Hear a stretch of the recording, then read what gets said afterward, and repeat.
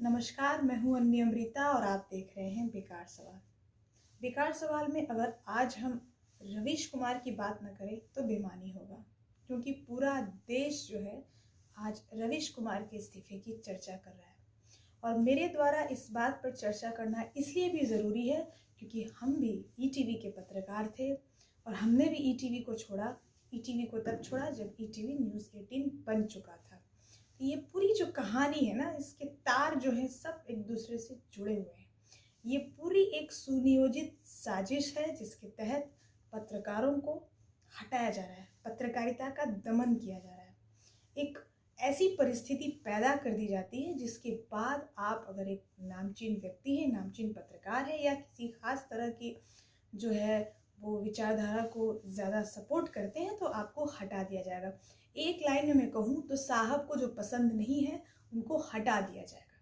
सीधी बात है, प्रधानमंत्री नरेंद्र मोदी को आलोचना बर्दाश्त नहीं है और यही सच है। और पूरे देश में जिस तरह से मीडिया को ख़त्म किया गया है उसकी शुरुआत सालों पहले हो चुकी थी। काफ़ी धीरे धीरे इसको अंजाम दिया गया है। भले ही भक्ति में लीन कुछ पत्रकार आज ताली बजा रहे हों, जो बहुत दुखद है कि एक पत्रकार के इस्तीफे पर अगर आप एक पत्रकार होकर ताली बजाते हैं तो आपको ये एहसास नहीं है कि आप अपनी ही ज़मीन खोद रहे हैं। जी हाँ, आप अपनी ही ज़मीन खोद रहे हैं, क्योंकि पत्रकारिता के कई प्रकार होते हैं। हम सब जानते हैं कि सालों पहले भी कम्युनिज्म से प्रभावित पत्रकारिता होती थी, कांग्रेस से समर्थित पत्रकार होते थे, भाजपा के समर्थित पत्रकार होते थे, सब कुछ चल रहा था। और इमरजेंसी के उस दौर को छोड़ दिया जाए तो मिला जुला कर सभी तरह की पत्रकारिता हो रही थी। कोई परफेक्ट नहीं है, लेकिन एनडीटीवी कम से कम भूत प्रेत की कहानियां तो नहीं दिखा रहा था।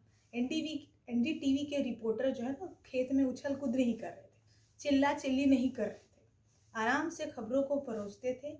और हमारे जैसे कई पत्रकार हैं जिन्होंने वो एक दौर है जब उन्होंने पढ़ाई की है और एक जो है पूरे जो एक दशक को सीखा है एनडीटीवी की पत्रकारिता से और उन्होंने अपना एक मुकाम बनाया।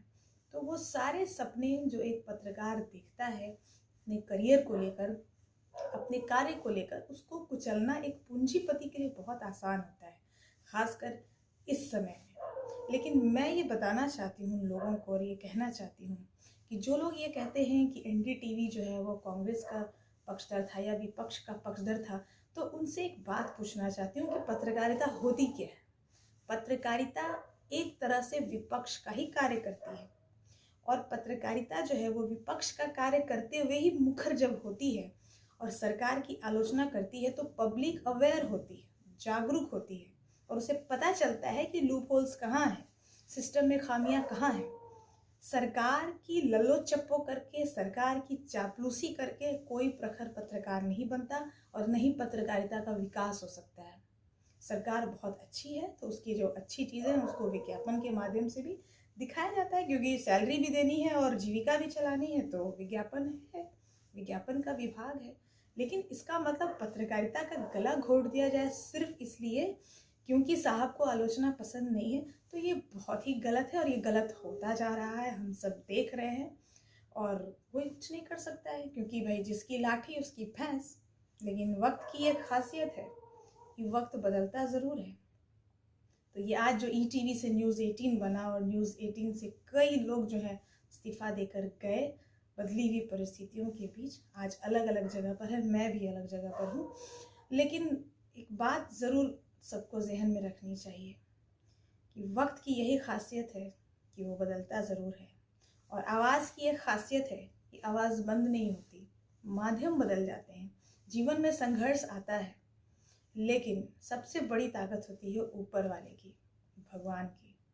और भगवान से बड़ा तो कोई भी नहीं है। और ईश्वर की लाठी की जो चोट होती है उसमें आवाज़ नहीं होती है। तो जो लोग भी मनमानी कर रहे हैं या दमन का प्रयास कर रहे हैं उनको ईश्वर से डरना चाहिए। आज के बेकार सवाल में यही कहना था।